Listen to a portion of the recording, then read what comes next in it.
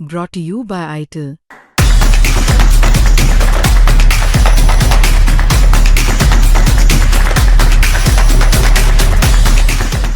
दुश्मन मुल्क का खतरनाक इलाका, ऊंची और लंबी पहाड़ियां, खतरनाक रास्ते और भारी गोलीबारी के बीच अमेरिका ईरान में फंसे अपने पायलट को सुरक्षित निकालने में कामयाब हो पाया। खतरनाक रेस्क्यू ऑपरेशन चलाया गया और अपने पायलट को कब्जे में आने से बचाकर अमेरिका ने ईरान को एक बहुत तगड़ा झटका दिया है। 24 घंटे से ज्यादा वक्त से अमेरिकी सेना लापता अपने पायलट की तलाश में लगी हुई थी।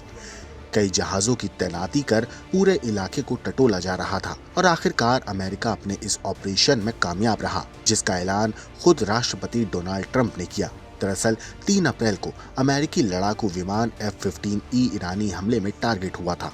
विमान ईरान की सरजमीन पर गिरा, मलबे की तस्वीरें आईं। युद्ध के बीच अमेरिका की टेंशन बढ़ गई थी, लेकिन सबसे ज्यादा चर्चा इस बात की शुरू हुई कि आखिर लड़ाकू विमान के दोनों पायलटों का क्या हुआ था। हादसे के कुछ वक्त के बाद ही एक क्रू मेंबर के रेस्क्यू की खबर सामने आई थी, लेकिन दूसरा पायलट अभी भी दुश्मन के इलाके में फंसा हुआ था।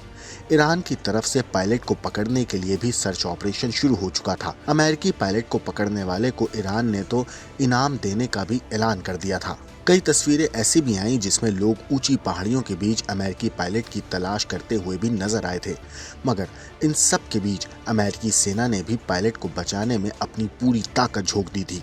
रिपोर्ट्स के मुताबिक एक वरिष्ठ सैन्य अधिकारी ने इस बचाव मिशन को अमेरिकी विशेष अभियानों के इतिहास में सबसे मुश्किल और खतरनाक मिशनों में से एक बताया है।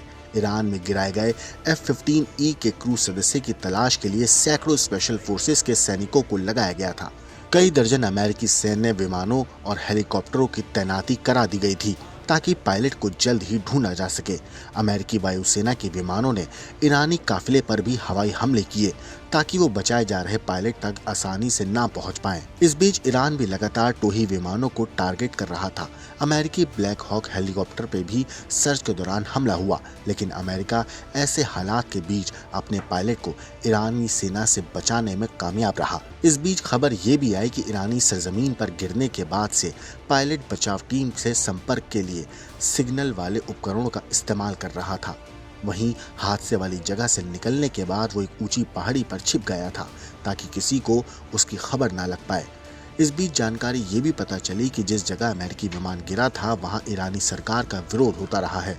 ऐसे में माना जा रहा है कि इसका असर भी ईरानी सेना के अभियान पर पड़ा था। आपको बता दें कि एक दिन पहले ही जब अमेरिकी राष्ट्रपति डोनाल्ड ट्रंप से लापता हुए पायलट को लेकर सवाल हुआ तो उन्होंने रेस्क्यू को लेकर ज्यादा कुछ उस वक्त नहीं बोला था। अब अमेरिका ने इस अभियान को अंजाम देकर ईरान की नाक के नीचे से अपने पायलट को बचा लिया है। साथ ही ईरान के हाथों से ऐसा मौका छीन लिया है जिसका इस्तेमाल ईरान इस युद्ध में दबाव बनाने के लिए कर सकता था, जो ईरान के लिए बड़ा हथियार माना जा रहा था।